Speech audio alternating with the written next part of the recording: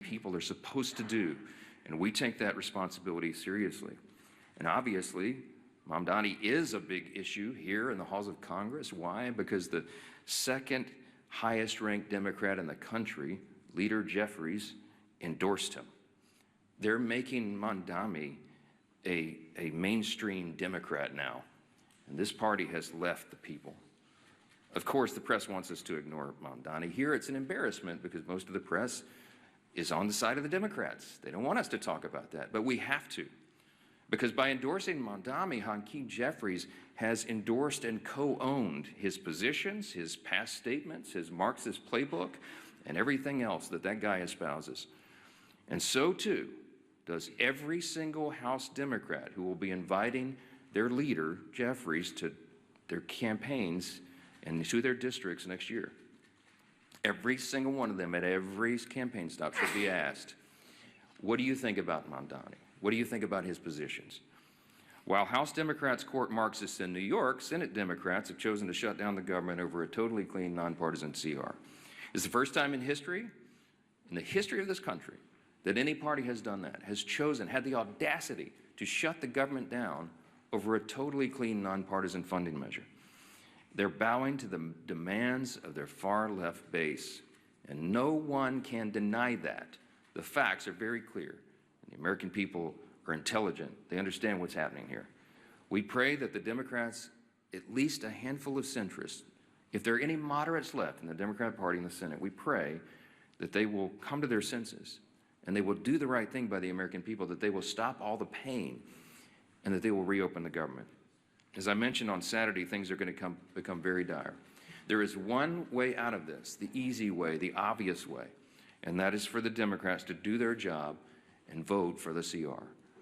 Now, I mentioned we brought some of our good friends and colleagues here from New York to talk about the mess that the Democrats have created in the Empire State. Now, why are we focusing on New York? Because, again, it's a bellwether for the rest of the nation. If you're watching at home, you need to understand the dynamics of what's happening in New York, because you have to ensure that it doesn't happen in your city, in your town, in your state.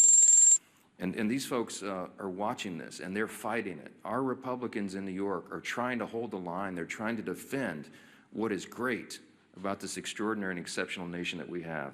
But they have a lot of headwinds, and they're here to share how this reckless shutdown is impacting everyday New Yorkers. And I'm delighted to bring up to the podium, before we get our leadership reports here, one of my dear friends and colleagues and classmates back from the 115th Congress when we came in as freshmen together, Congresswoman Claudia Tenney, who is from the 22nd District of New York.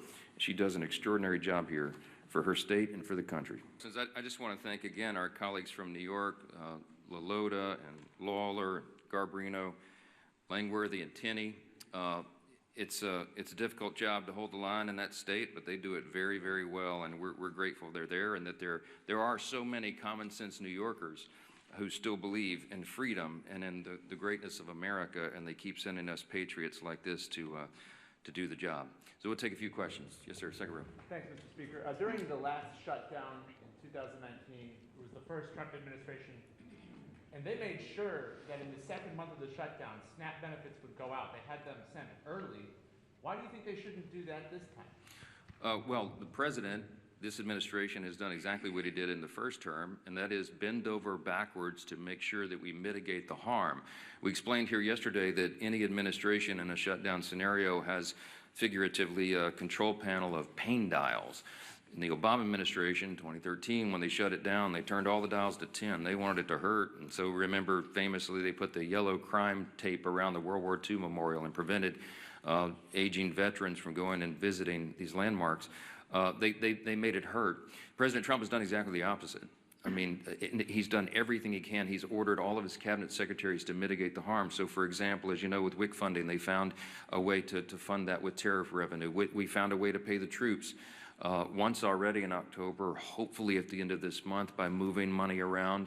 But it's very difficult to do. Those are not inexhaustible funds. When it comes to SNAP, some of the Democrats have argued that you can use this contingency fund, but the truth is there's no legal mechanism to do it. Unlike with WIC funding that was attached to a 1930s era statute that was related to tariff funds because it was related to nutrition and food coming over the border, there's no such legal avenue. to give SNAP funding now. It doesn't exist. The problem is the contingency and the authority to do that was voted down in the CR when the Democrats themselves did it. So the president has lamented this. He has informed USDA and everybody. Do as best you can, but the money doesn't exist to do it. The simplest way to end the pain and the simplest way to make this stop is for the Democrats to do the obvious and right thing and vote for the nonpartisan funding measure so that we can turn everything back on. Then we will get back here, and then we will debate all these other extraneous issues. But right now, the first job of the government is to keep it in operation and take care of the people who depend upon all these services we've articulated today. It's nonsense, and it has to end, and you should be asking them the tough questions, why they're willing to inflict this pain on the people for their partisan political purposes. Yes, ma'am. Mr. Speaker, some more moderate senators, Senators Murkowski, Peters, and Shaheen have said that discussions on how to end the shutdown have picked up this week. Are you writing on those? How do you feel about them? And specifically, how do you feel about the idea of ACA subsidies working as a commitment? ACA subsidy working group? Look, I'm not surprised that the conversations are turning up in earnest. I mean, when you're talking about the handful of centrists and moderates that are there, they feel the pressure of this. You have all the major unions now coming out, as we've noted, demanding that they do the right thing and get the paychecks flowing again. You have flights being delayed and canceled. It harms people on their nutrition and their food and everything else. And so this is not a surprise to us. We welcome them doing the right thing, but again, we don't have anything to negotiate because we didn't put any partisan Republican priorities on the CR at all. I don't have anything I can pull off of it to make it more palatable for them. So our urge and our plea to them is just do the darn right thing and open the government. And then we'll figure all the rest of these things out. We were always scheduled.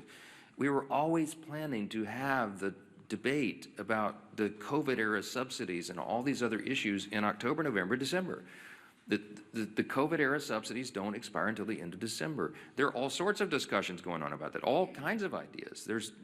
I could give you dozens of them that have been collected just in the House Republican Conference. There needs to be massive reform. There need to be income caps. There needs to be the elimination of fraud, waste, and abuse in that program, which we think is rife in it, and many other things. So there's informal working groups going on as we speak. There's discussions being had amongst all the members, but we've got to get the lights turned back on here and get the services provided to the people so that we can come here and do the rest of the legislative job. Yes, ma'am. Would you be willing to fund part of the government for the full year, as some of the senators are discussing, without a CR to open? These rifle shot bills that you keep hearing about deviates from the goal. We have one singular purpose, and that is to reopen and fund the entire government. The Democrats do not get to shut down the government and then make the decision on who's more important than the other and which little thing they want to fund to relieve their own political pain. We have one purpose, and that is turn this thing back on. And all those other efforts are deviations, and it's political games. They're trying to cover their own tails now because they know they have inflicted this pain. I'm going to remind you again 14 times. I bring my chart in every day. I'll bring it back tomorrow because I want everybody to remember. Republicans have voted 14 times to fund the government, and the Democrats have voted 14 times to close it. They are imposing the pain, and now they're feeling a little pain themselves because people are starting to let them hear about it. They better do the right thing. That's all we can say. Yes, ma'am.